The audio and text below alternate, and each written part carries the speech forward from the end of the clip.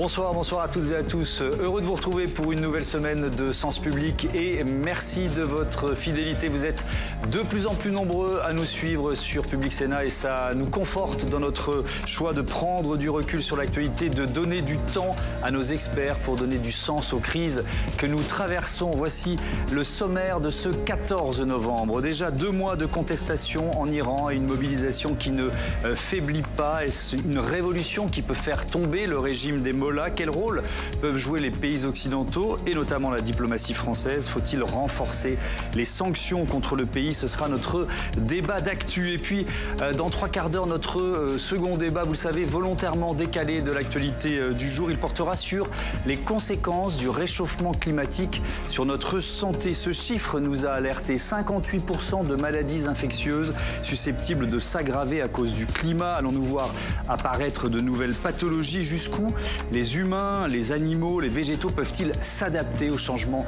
climatique? Réponse tout à l'heure.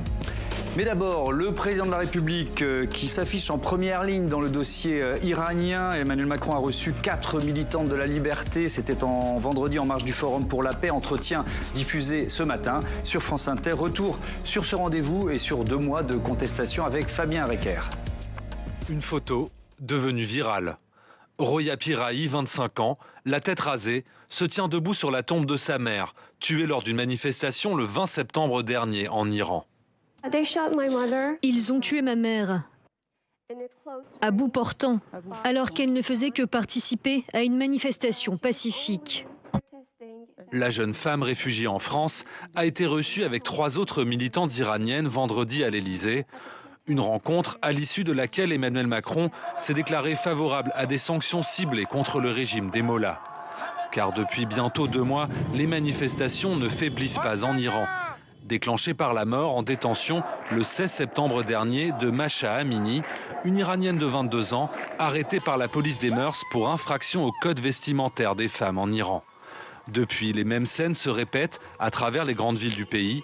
Des femmes enlèvent leur foulard acclamées par la foule et des manifestants scandent des slogans contre la République islamique, comme ici à Zahedan, dans le sud-est du pays.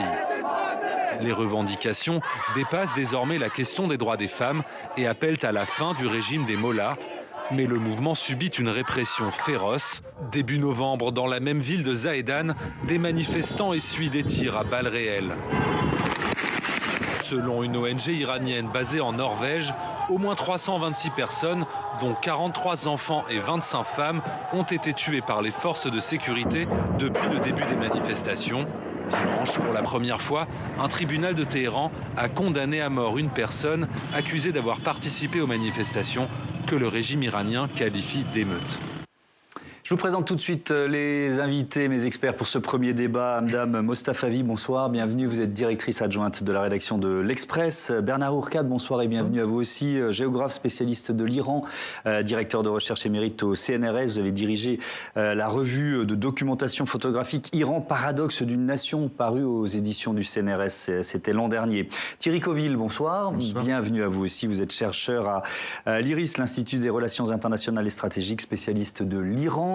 Et j'accueille Claire Chartier. Bonsoir Claire. Bonsoir. Vous avez l'habitude d'être aux autres places sur ce plateau. Absolument. Je suis très heureux de vous accueillir dans ce rôle d'éditorialiste politique. Bienvenue à vous.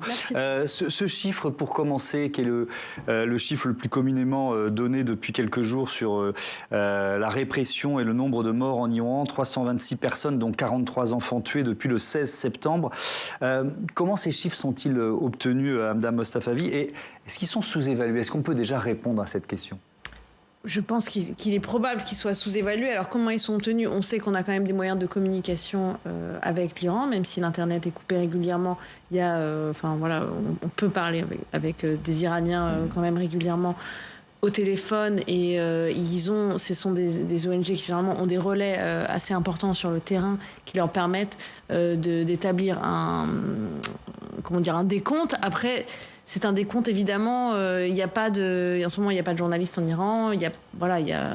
Nos amis chercheurs ne sont pas non plus trop sur le terrain. Donc, c'est difficile d'avoir vraiment un décompte exact. Ce qu'on sait, en tout cas, et ce qu'on peut voir, c'est que la répression, elle est présente. Qu'il n'y a pas de discussion pour l'instant entre les manifestants Et le régime qui a pris une position très ferme, de plus en plus ferme, j'aurais même tendance à dire, par rapport au début des manifestations, où il y avait quand même un peu l'idée de reconnaître qu'il y avait peut-être eu une erreur dans la gestion de l'affaire Mahsa Amini. On n'est plus du tout là-dedans. Maintenant, on est vraiment dans une fermeté affichée. Donc, on peut craindre, oui, en effet, que les chiffres soient plus importants. Bernard Hourcade, est-ce qu'il y a eu des révoltes équivalentes depuis 1979, depuis la création de la République islamique? Ça n'a pas arrêté. Depuis le début, oui. Il y a eu des manifestations. La révolution islamique a été une révolution qui a donné la parole aux gens. Alors, les gens étaient très divers au début, des royalistes, en rupture avec le Shah, des communistes, des islamiques, des libéraux, des rien du tout. Mais l'habitude de prendre la parole s'est instaurée en Iran. Et désormais, tout le monde a gardé la parole, surtout les femmes, qui n'avaient pas le droit de parler dans le système traditionnel. Même à l'époque du Shah, c'était assez minoritaire. Et désormais, elles ont pris la parole. J'ai une pensée tout de suite pour Fariba Delkran, notre collègue qui est en prison, qui a été la première à analyser justement les femmes islamistes, qui sont ces femmes qui, en chador noir, sont allées défiler dans les rues, et qu'est-ce qu'elles sont devenues. Et constatant effectivement que ces femmes-là qui étaient sous le boisseau, et comment, ont d'une certaine façon pris la parole et l'ont gardée, tout en gardant le chador. Et c'est donc des choses assez complexes qui font qu'aujourd'hui, les révoltes sont là, dans tous les milieux, y compris les milieux islamiques. C'est ce qui est intéressant. Dans les manifestations que l'on voit, il y a des femmes qui enlèvent, des jeunes femmes qui enlèvent leur chador. On voit aussi des femmes avec leur foulard qui manifestent contre quelque chose de beaucoup plus grand, pour la liberté, avec ou sans voile. Et ça qui est intéressant, c'est que la manifestation aujourd'hui, c'est pas le voile qui est le symbole très important et oppresseur, c'est une manifestation pour la parole, pour la liberté. Que l'on porte un chador ou que l'on n'en porte pas. Et ça qui est intéressant et peut expliquer le caractère un peu consensuel de la manifestation. Ouais. Thierry Coville, on a parfois l'impression que les autorités, alors vous parliez de durcissement de la réaction des autorités, qu'elles sont peut-être dépassées. Est-ce qu'elles le sont vraiment? Comment vous analysez la réaction des autorités iraniennes? Je pense qu'elles sont surprises effectivement par l'ampleur des manifestations. Je pense que c'est des... je voyais, il y avait un responsable qui disait qu'il pensait quelqu'un qui était un interrogateur, voilà, bon, quelqu'un, on va dire un dur, qui disait qu'il ne comprenait pas les gens qu'il avait en face de lui. Donc je pense que ça traduit bien ce désarroi. Elles sont face à des manifestations, je pense que la nature est quand même très différente de ce qu'elles ont vu aujourd'hui, parce qu'il y a une contestation quand même dans la rue directe, je suis d'accord, il y a liberté de parole, mais là on ne veut pas de la République islamique, ce qu'on entend quand même. C'est mort au dictateur, c'est mort à Ali Khamenei, donc c'est des contestations directes. Je pense il n'y a pas de leader. C'est différent des manifestations qu'on a connues en 2009. Elles sont multiformes. Ou c'est dans les universités, ou d'un coup c'est des slogans qui sont écrits sur les murs. Je voyais, c'est sur les autoroutes. C'est d'un coup une femme qui enlève son voile, qui joue dans la rue de la musique. C'est les joueurs de football. Avec l'utilisation des réseaux sociaux, des médias voilà, sociaux, en plus, c'est amplifié, qui est importante. Et puis il y a un soutien international qu'on n'a jamais vu. Donc on va dire c'est vraiment des contestations directes. C'est un sens vraiment politique au sens premier. On conteste l'ordre politique actuel et c'est multiforme. Les joueurs, et en plus, il y a un soutien quand même indirect de majorité de la société. Les joueurs d'équipes diverses de football national, on voit de plus en plus, ils chantent même plus l'hymne national. Donc c'est pour une manière de montrer leur solidarité. Donc je pense qu'elles sont déstabilisées. Je pense ils ont adopté effectivement la méthode dure, comme ça vient d'être dit, mais je pense qu'il y a vraiment le fait qu'elles ne savent pas trop comment s'y prendre, quoi. Alors la question à laquelle on va tenter de répondre, c'est est-ce que c'est une révolution? Est-ce que ça peut aller jusqu'à une chute du régime des mollahs? Alors à cette question, est-ce que c'est une révolte? Et puis surtout, est-ce qu'il y a un éventuel soutien d'une majorité d'Iraniens finalement au régime? Écoutez ce que disait ce matin sur France Inter la militante Masih Alinejad. On l'écoute, réaction comme toujours spontanée et engagée. Mais je dirais que je ne crois pas. Ça c'est ce qu'ils racontent, eux, la République islamique. Ils ont le pétrole, ils ont l'argent, ils ont des armes, des balles pour tirer, ils ont le pouvoir. Ils peuvent raconter ces histoires au monde occidental, mais la majorité pense que ce pouvoir est contre notre dignité. Les gens, y compris lorsqu'ils sont à Zaïdan, peuvent se faire tirer dessus. La moitié de la population, ce sont des femmes. On leur interdit l'accès au stade. Les jeunes filles, à partir de l'âge de 7 ans, si elles ne portent pas le foulard, elles n'ont pas le droit d'aller à l'école. Comment est-ce possible que le monde occidental gobe ce genre de choses et pense que les gens soutiennent un régime qui tue les jeunes, les enfants, les jeunes filles? Hamdam Mostafavi, vous avez rencontré Masih Alinejad pour l'Express. Ça fait plusieurs années, de longues années qu'elle milite contre ce régime. Est-ce qu'elle voit une différence, au-delà de son militantisme, vous voyez ce que je veux dire? Est-ce qu'elle voit une différence entre ce qu'on vit là depuis 2 mois et ce qu'elle a pu vivre ou accompagner dans ces dernières décennies? Elle, ça fait déjà, elle a lancé en 2014 sa page Facebook, en fait, où elle incitait les femmes à se dévoiler en public. Il faut bien se rendre compte que c'est un tabou majeur. En Iran, c'est pas anecdotique. Et c'est vrai qu'au début, ça suscitait des envies. Il y avait des femmes qui postaient, mais c'était pas aussi massif que ce qu'on peut imaginer, qu'on peut voir aujourd'hui. Ça n'a rien à voir et ça a pris quand même une ampleur beaucoup plus importante. C'est vrai que c'est difficile d'évaluer exactement combien de personnes en Iran soutiennent. Ce qu'il faut comprendre, c'est qu'aujourd'hui, l'Iran d'aujourd'hui n'est pas l'Iran d'il y a 10 ou 20 ans même.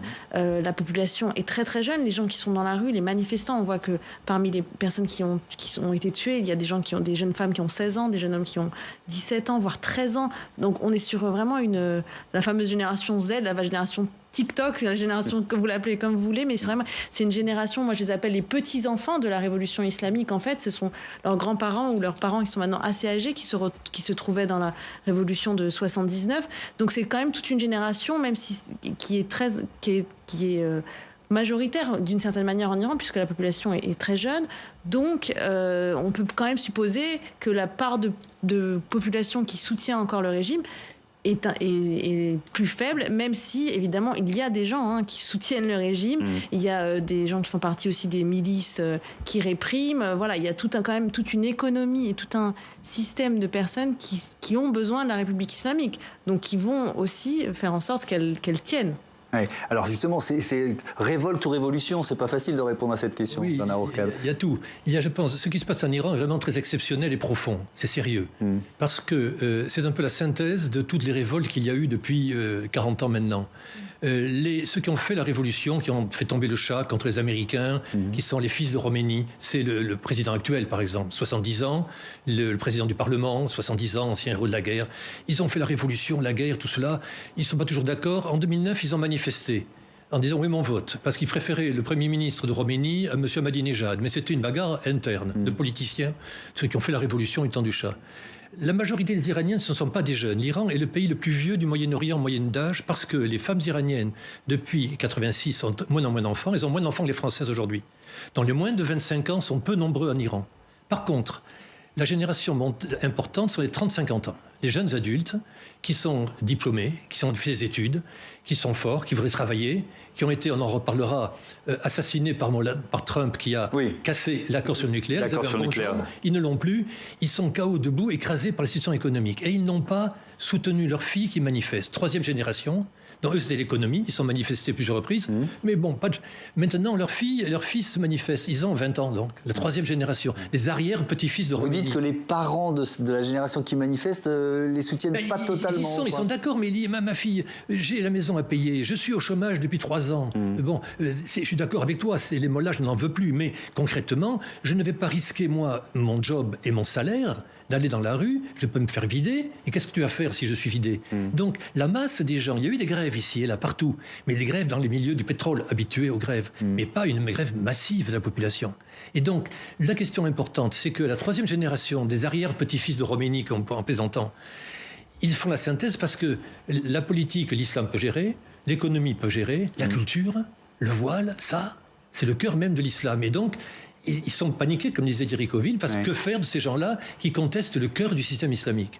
Et donc la réponse n'est pas simple. Et là, pour l'instant, c'est la répression, c'est la première réaction primitive Thierry Coville, c'est d'abord une révolte des femmes et assez vite, ça prend une ampleur qui va au-delà des femmes. Est-ce qu'on peut dire ça ?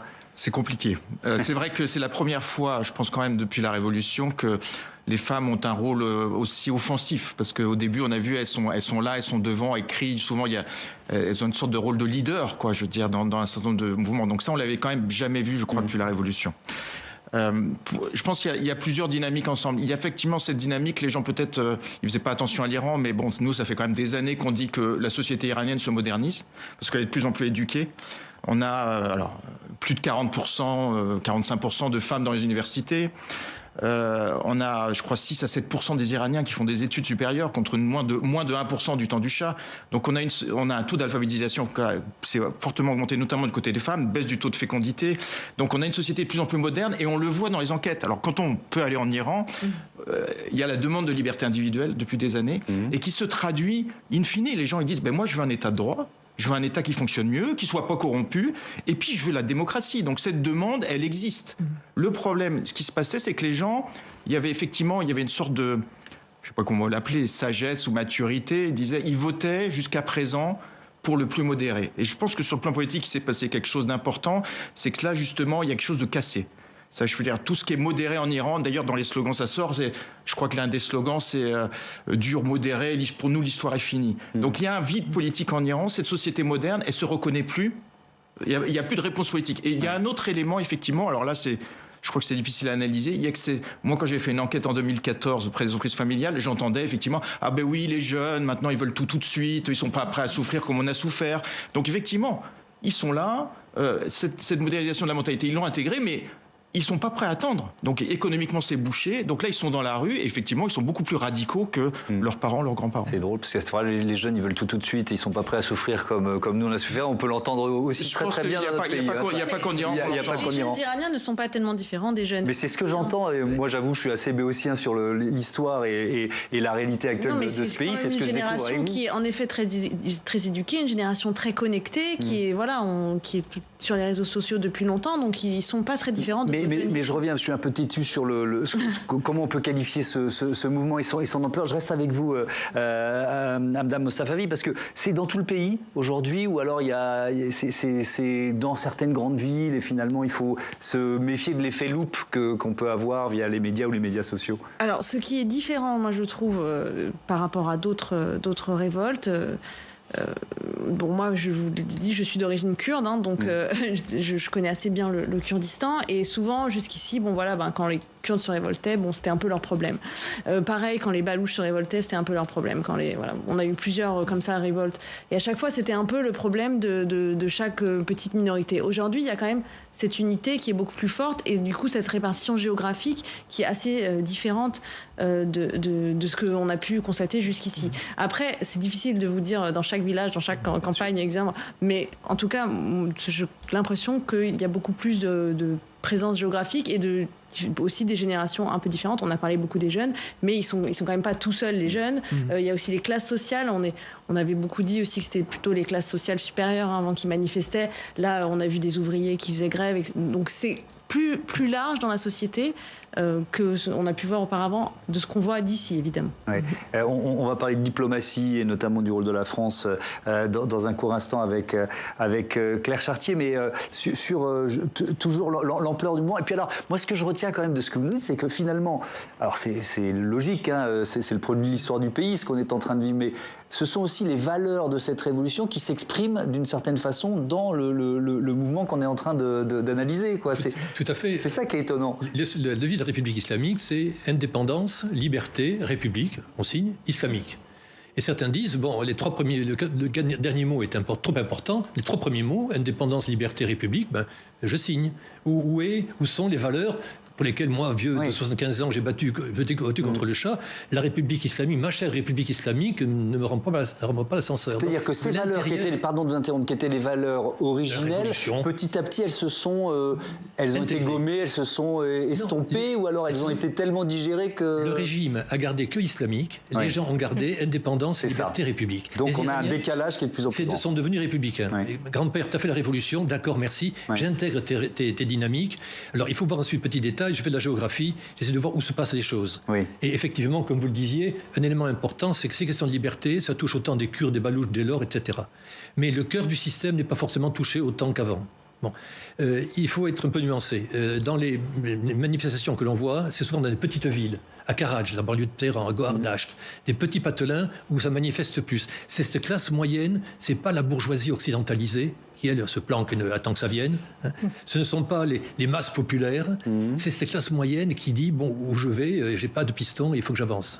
Mais soyons prudents parce qu'on ne sait pas ce qui se passe en Iran en détail. Oui. Et on est toujours prudent, Claire Chartier. Oui, j'avais une question, c'est qu'effectivement, nous n'en sommes pas à la première révolution, en tout cas mobilisation forte. Et jusque-là, à chaque fois, finalement, l'appareil répressif a extrêmement étouffé comme il fallait, en tout cas comme il l'entendait, toute cette contestation. Dans quelle mesure-là, il est encore capable de le faire ?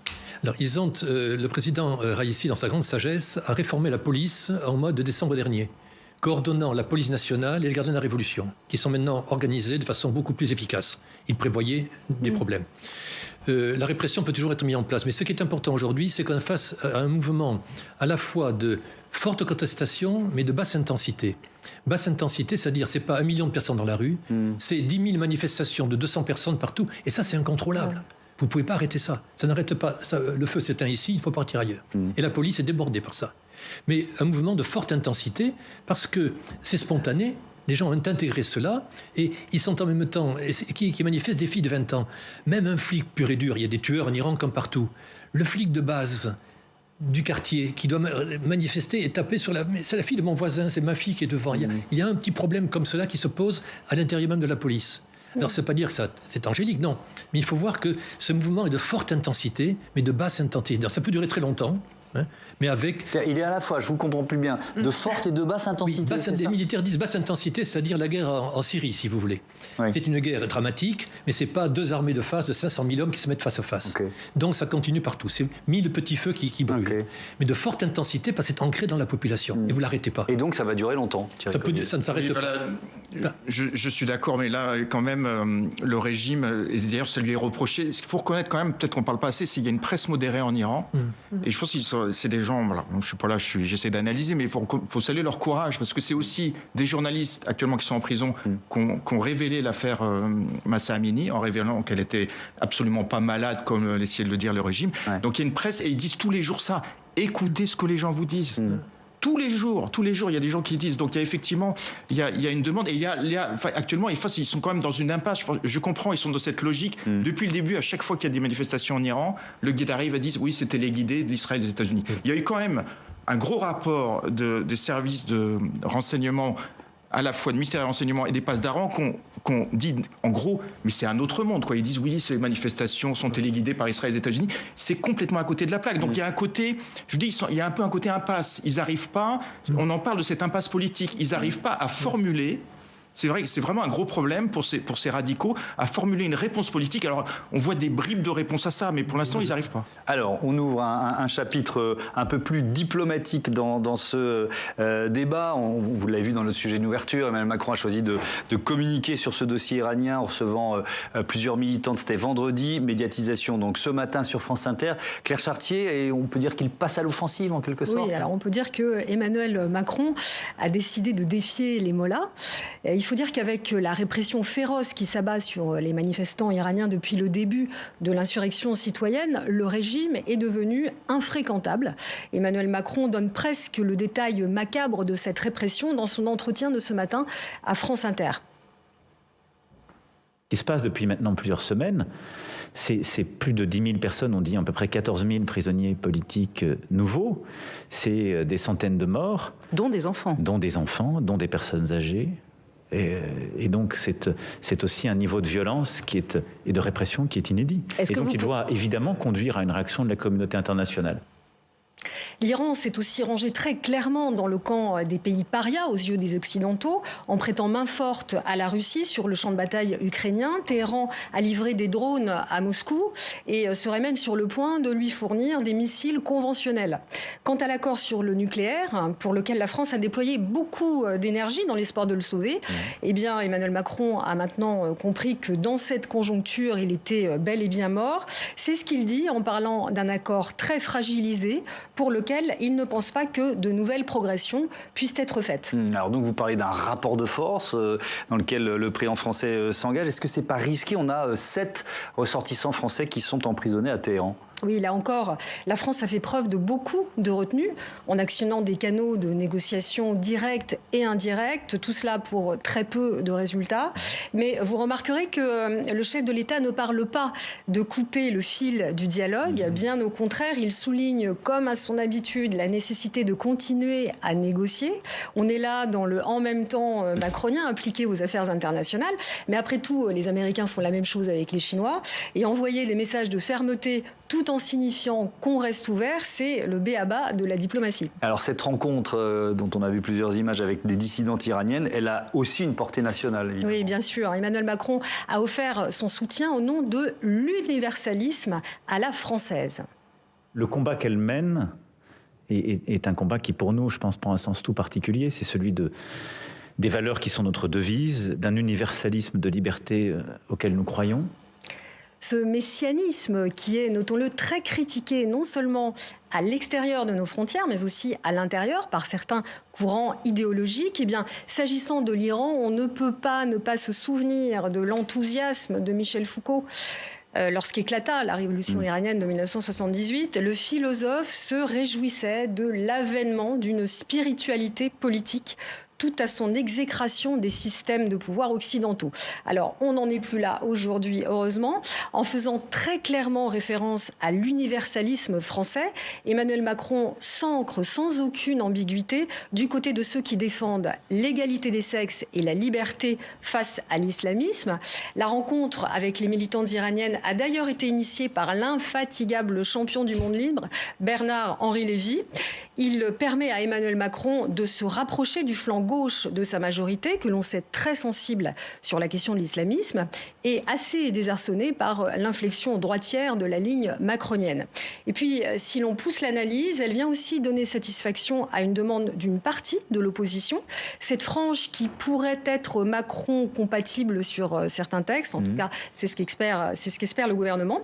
Il y a quelques jours, plusieurs élus du Parti socialiste et d'Europe Écologie Les Verts ont publié une tribune pressant Emmanuel Macron de hausser le ton contre le régime iranien et visiblement ils ont été entendus. Merci Claire. Il y a beaucoup d'éléments et ça lance cette partie du débat. Notamment, je voudrais qu'on commence, Mme Mostafavi, sur les ressortissants français arrêtés en Iran. C'est quoi? C'est une sorte de monnaie d'échange? Comment vous l'analysez ça?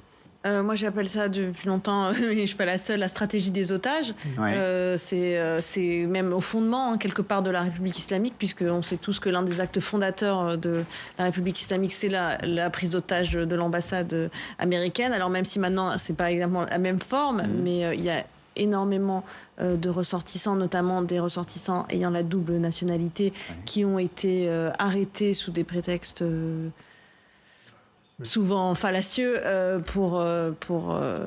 et on voit d'ailleurs la Belgique vient de ratifier en fait un accord d'échange de prisonniers avec l'Iran pour pouvoir faire libérer un de ses ressortissants, ce qui va faire libérer aussi un ressortissant iranien qui est détenu en Belgique. Donc on voit de manière assez claire que c'est un jeu diplomatique et que l'Iran a ce moyen de pression sur les pays occidentaux qui l'utilisent. On le sait, il y a plusieurs Français détenus. On sait qu'ils sont 7 aujourd'hui. Voilà. C'est aussi concomitant au fait que Emmanuel Macron ait reçu les ressortissantes iraniennes vendredi. Après, il devait faire un geste fort parce que la poignée de main qu'il avait eue avec Ebrahim Raisi en marge de l'Assemblée génare de l'ONU le 21 septembre. Le président iranien, on est quoi, 4-5 jours après? On est 4-5 jours après la mort de Mahsa Amini. Ça avait été très très mal reçu quand même par les Iraniens d'Iran et d'ailleurs. Donc ce geste vient un peu contrebalancer, donner aussi un gage. Et puis diplomatiquement, ça reste quand même important puisqu'il est le premier chef d'État à reconnaître un peu l'existence de cette révolution. Un peu la même question pour l'un et l'autre, la marge de manœuvre de la diplomatie française dans un dossier comme celui-là, et peut-être aussi, ça se rejoint avec ce que vous disiez, et l'analyse de Claire Chartier, le sens de cette communication du président français là aujourd'hui.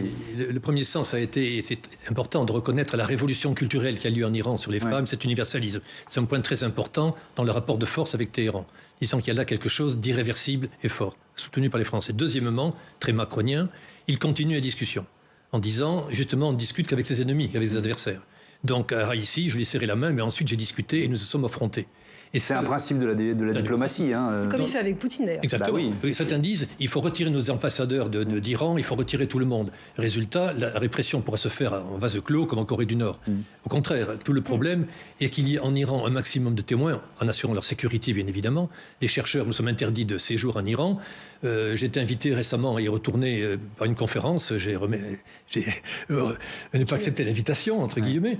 Le problème est qu'aujourd'hui, Macron, au contraire, dit « je discute » et il faut discuter. Et c'est là sur le nucléaire, il faudrait revoir la phrase de Macron sur le nucléaire, etc. Le nucléaire, c'est le seul dossier international sur la table avec l'Iran. Russes, Américains, Chinois, Européens ont ce dossier sur la table qui continue d'être là. Les braises sont à peine rougeoyantes, mais il est toujours là. Et c'est le seul dossier qui existe, le seul moyen de pression sur l'Iran. Quand le président Macron dit qu'il y aura des sanctions ciblées, il va interdire à 2 généraux tortionnaires de venir à la Côte d'Azur. C'est un peu humiliant. On va y revenir aux sanctions en détail. Donc là, je crois que le fait que Macron décide de continuer la discussion pour justement capitaliser le rapport de force. Il y a un rapport de force en recevant les manifestants, et Macron dit « Bon, qu'est-ce que tu en penses, monsieur Raïssi? Il faut désormais donner quelque chose. Je ne peux pas... Qu'est-ce que tu veux, que je continue à les soutenir n'importe comment ou bien ?» Bon, la discussion commence avec des rapports de force. Et donc, vous êtes d'accord avec cette analyse, Thierry Coville? C'est-à-dire que c'est ce que disait Claire Chartier, c'est-à-dire c'est à la fois une rencontre, tout ça est évidemment préparé, orchestré, c'est logique, hein, à destination de l'opinion publique française, d'éventuels alliés politiques, mais surtout à destination du pouvoir iranien? Instaurer, la difficulté, c'est pas nouveau avec l'Iran, c'est que il faut à la fois condamner, parce qu'on est un gouvernement occidental avec toutes les images qu'on a, il est obligé de condamner, donc ça c'est normal. D'un autre côté, la pire des solutions, c'est isoler l'Iran, parce que là effectivement on donnera le champ libre aux plus durs, la population iranienne sera laissée toute seule, etc. Donc il faut, la difficulté avec l'Iran, c'est de trouver le bon équilibre entre la condamnation, montrer qu'on a un rapport de force, mais il faut continuer à avoir des canaux de négociation comme vous parliez. Donc ça c'est instaurer un rapport de force. Je me permets d'ajouter quand même que si on a les durs actuellement en Iran, expliquer n'est pas justifié, mais si on a les durs en Iran qui considèrent les Européens comme suiveurs par rapport aux Américains, il y a peut-être un lien avec la façon dont l'Europe, disons les choses comme elles sont, s'est comportée. Quand Trump est sorti de l'accord, on n'a quand même pas fait grand-chose. Là, qu'on défende les libertés, c'est nos valeurs. Nos valeurs aussi, c'est quand même le droit international. Cet accord a été validé par une résolution des Nations Unies. On peut dire ce qu'on veut. L'Europe n'a quasiment rien fait pour maintenir cet accord en vie. Donc, quelque part, les durs en Iran, il y a une fracture en Iran, excusez-moi de citer, mais allez-y. Les durs, ils disent maintenant, écoutez, les modérés, vous avez essayé la diplomatie, regardez ce qui s'est passé, et c'est vrai qu'eux, comme vous disiez, ils connaissent ça depuis longtemps. Pour eux, avec l'Occident, la diplomatie, ça ne marche pas. Malheureusement, ils ont été renforcés dans cette croyance par ce qui s'est passé depuis 2018. Et ils croient qu'effectivement, tous les coups sont permis. Et on a effectivement c'est ce que vous appelez, on peut appeler une stratégie des otages. Alors, l'accord sur le nucléaire iranien, on y reviendra, ce sera le dernier chapitre de ce débat, notamment ce que vous disiez, l'espoir qui avait pu germer dans une partie de la société civile iranienne. Mais puisque vous parliez de l'Europe, je vous propose d'accueillir tout de suite Steve Jourdain. Bonsoir Steve. Venez sur notre plateau. Bonsoir. Journaliste évidemment à la rédaction de Public Sénat pour nous parler des sanctions. Donc les ministres des Affaires étrangères se réunissaient aujourd'hui à Bruxelles. De nouvelles sanctions contre l'Iran. De quoi s'agit-il? Il s'agit de sanctionner de nouvelles personnalités du régime iranien. Une trentaine de noms ont été retenus par l'Union européenne. Une trentaine de nouvelles personnalités, alors qu'à la mi-octobre, l'Union européenne avait déjà ajouté 11 personnes et 4 entités à la liste des personnes sanctionnées. Cette liste comporte une centaine d'Iraniens au total. Très concrètement, ces personnes ont interdiction de pénétrer sur le territoire de l'Union européenne et puis leurs avoirs ont également été gelés. Toutes ces sanctions sont prises sur la base d'une violation des droits de l'homme. Au micro de France Inter, Emmanuel Macron a expliqué la position française. Écoutez-le. Je suis en tout cas favorable à ce que nous ayons une réaction diplomatique forte et des sanctions sur les personnalités du régime qui ont une responsabilité dans ce qui se passe et dans la répression de cette révolution. Mais ils sont déjà sanctionnés. Alors, certains ne le sont pas encore. On complète les listes. Il y a un travail qui a été fait au niveau européen avec des listes complémentaires. Parce que le pays est sanctionné. La grande difficulté, vous savez, dans ces cas-là, c'est d'être sûr que les sanctions ont une efficacité, qu'elles ne pèsent pas sur la population. On y veille toujours. Et d'être sûr que vous sanctionnez les bonnes personnes, c'est-à-dire celles et ceux qui sont au cœur du système.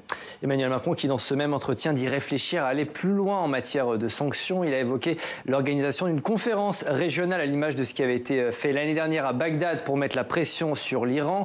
Il a aussi évoqué la mise en place d'un mécanisme d'enquête au niveau de l'ONU pour poursuivre les responsables des répressions. Il a enfin dit qu'il n'excluait pas la désignation des gardiens de la révolution comme organisation terroriste. C'est une mesure qui avait été décidée par Donald Trump en 2019, Thomas. Alors, d'autres éventuelles mesures coercitives, alors qu'on l'évoquait, le pays est déjà l'un des plus sanctionnés au monde. Oui, depuis 1979 et la révolution islamique, l'Iran fait l'objet de nombreuses sanctions internationales. Difficile d'en dresser toute la liste, mais les sanctions les plus significatives visent à empêcher l'Iran de se doter de l'arme nucléaire à la suite du retrait américain de l'accord sur le nucléaire et de la violation iranienne de ce même accord. Le pays fait aujourd'hui encore l'objet d'un embargo sur les armes et le pétrole, mais aussi de restrictions dans le domaine financier. Les avoirs de la banque iranienne, la banque centrale iranienne notamment, sont gelés.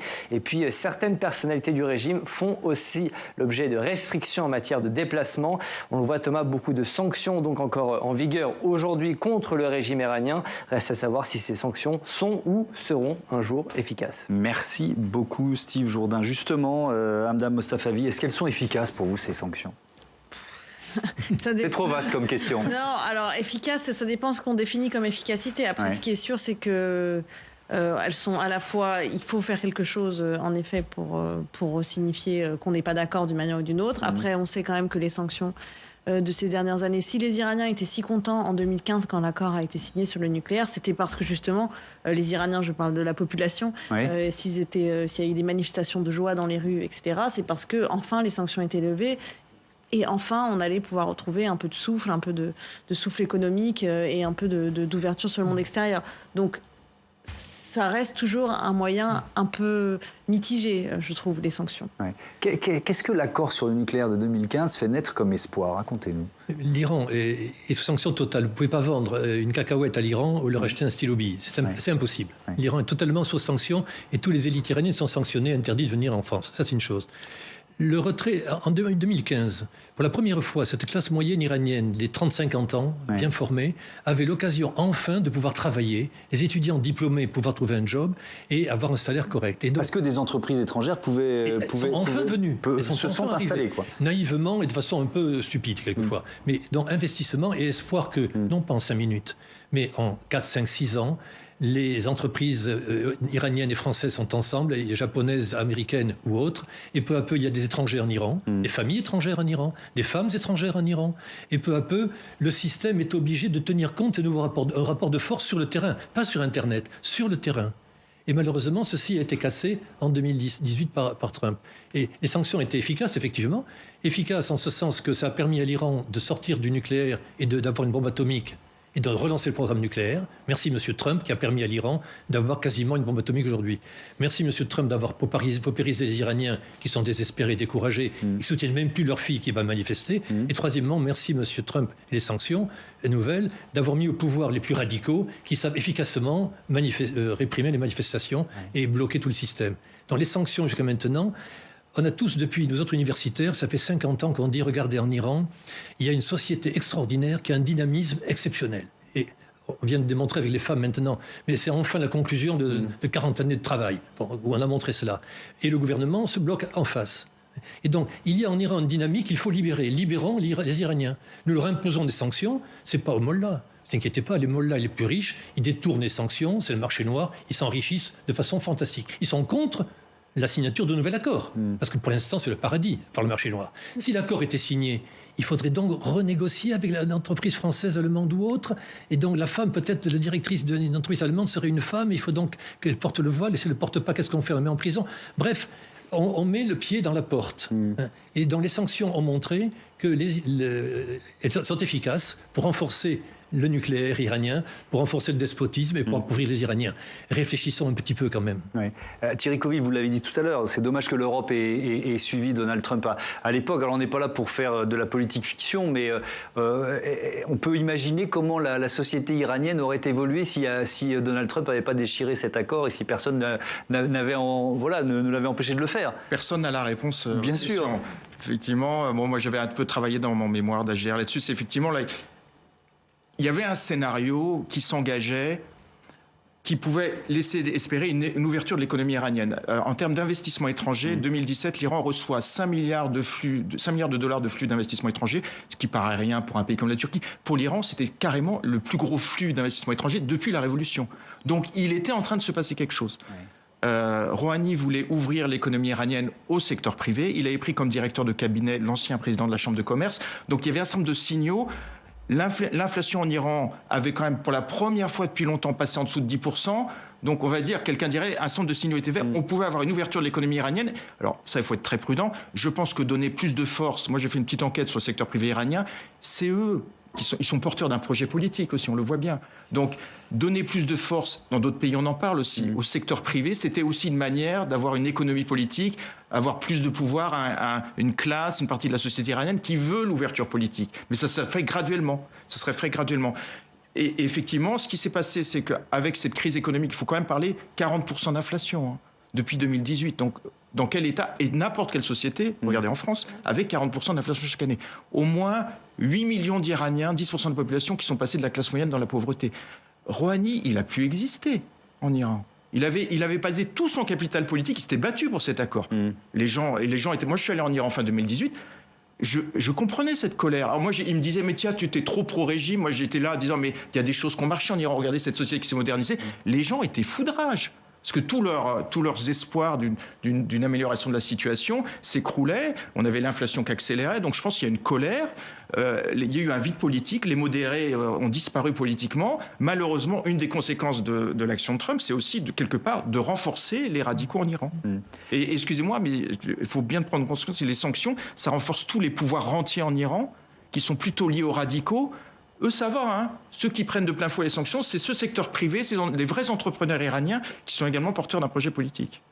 Il y a quand même des images. Je reviens au point de départ de notre discussion et de notre débat sur l'ampleur du mouvement. Hamdam Mostafavi, il y a des images que moi j'avais l'impression d'avoir jamais vues. C'est-à-dire des portraits de Khomeini, le guide spirituel, qui ont été déchirés ou brûlés. Enfin, il y a ce sentiment que l'ampleur de la colère est inédite.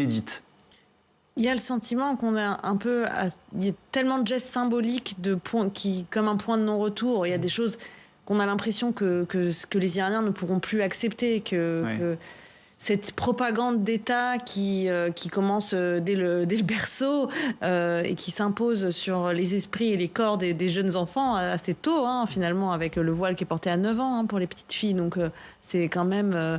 c'est vraiment...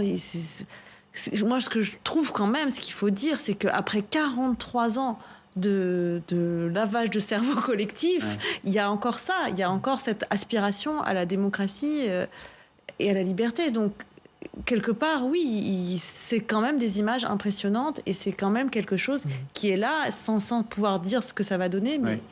C'est difficile de se dire que tout est comme avant. On a plutôt l'impression que rien n'est comme avant. Évidemment, et c'est pour ça qu'il nous reste 3 minutes. C'est la question de la suite, quoi. C'est puisque rien n'est comme avant, il va bien falloir. Enfin, si, il peut y avoir une répression encore plus sanglante, et puis voilà, tout le monde rentre dans le rang. Mais bon, tout est possible. Je vous disais, c'est une forte intensité, c'est-à-dire ça va continuer. Et ce qui se passe est important. C'est une révolution culturelle importante. Pour qu'elle soit durable, c'est un peu comme mai 68. Mai 68 en France, c'était une révolution culturelle. C'est devenu politique quand les ouvriers ont rejoint les étudiants. Ça ne s'est pas passé en Iran. Et donc la clé est là. L'armée, c'est une clé ou pas du tout ? L'armée, pour l'instant, ne dit rien. Elle est là. Il ne faut pas envisager, je crois, ce genre de choses. Il y a avant d'autres scénarios qu'un coup d'État militaire de l'armée contre les gardiens de la Révolution. Mais faisons attention à la cocotte minute du nucléaire qui continue de bouillir et qui pourrait éclater, parce que si ça se passe mal, les Israéliens qui sont toujours là, pourrait passer à une action militaire. Je n'ai jamais cru une action militaire israélienne. Mais là, s'il n'y a plus de contrôle, si rien ne se passait, le nucléaire continuerait de bouillir en quelque sorte, et les Israéliens pourraient, si l'Iran se retire du traité de non-prolifération, agir. Ce qui provoquerait quoi ? Une unité nationale encore, et les revendications des femmes iraniennes risqueraient de passer à la trappe encore pour quelques années. Il y a un vrai danger, il faut prendre ce qui se passe au sérieux. Le point de non-retour est atteint aujourd'hui. Donc ça veut dire que là, je crois qu'il y a une fenêtre de négociation de nouveau sur l'accord sur le nucléaire. Il faut la saisir là, dans ce contexte. Vous diriez ça, Thierry Coville ? Moi, je pense qu'il ne faut surtout pas... Oui, je pense que la pire des solutions pour l'Iran, on en parlait, c'est l'isolement. L'accord sur le nucléaire, pour l'Iran, c'est aussi, par exemple, en 2015, c'était le premier accord diplomatique avec les États-Unis. Donc moi, je pense que c'est la clé des relations de l'Iran avec l'Occident. Donc le fermer, c'est vraiment prendre un risque énorme d'isolement de la société iranienne. Et on voit que ça pourrait apporter, alors il faut être prudent, des bénéfices déjà... Quand même limiter l'inflation, baisser l'inflation avec l'Iran puisse exporter tout son pétrole, ça ferait du bien à cette classe moyenne qu'on nous dit par ailleurs qu'il faut défendre. Et je pense qu'à terme, je suis pas d'accord avec l'expression, excusez-moi, lavage de cerveau. Je pense qu'il y a une révolution des mentalités en Iran à cause de l'élévation du niveau d'éducation. Et justement, c'est fort, c'est puissant. Et je vois pas pourquoi la situation économique s'améliorerait cette demande de démocratie et de liberté individuelle, elle est forte en Iran, elle va rester. Donc, pourquoi craindre une amélioration? Vous voyez, je veux dire, au contraire, l'amélioration de la situation économique renforcerait encore ces demandes, à mon avis. Mais est-ce qu'il y a un décalage, on va terminer là-dessus, de plus en plus fort entre cette propagande dont vous parlez et puis l'accès quand même à l'information, même si en ce moment c'est beaucoup plus compliqué parce que voilà le contrôle de l'Internet, mais est-ce qu'il y avait un accès à l'information via les réseaux sociaux, les médias sociaux, qui permettait de montrer le décalage entre les deux? Ce qu'on voit, c'est par exemple par rapport aux sportives qui se dévoilent, par rapport aux confessions d'État. En fait, quand le régime demande à quelqu'un de venir à la télé et de dire non, mon voile, en fait, j'avais oublié de le mettre. Ça, c'est des discours qui sont toujours faits, mais ça n'a pas d'écho parmi la population, parce que il est là le décalage, c'est entre ce qui est présenté et ce que les gens ressentent. Il y a vraiment un décalage important. Ouais. Merci beaucoup, merci à tous d'avoir participé à ce débat. Je vais rappeler, Bernard Ourcade, cette revue documentaire photographique Iran Paradoxe d'une nation publiée, que vous avez dirigée, publiée aux éditions du CNRS. Merci encore d'avoir participé à ce débat.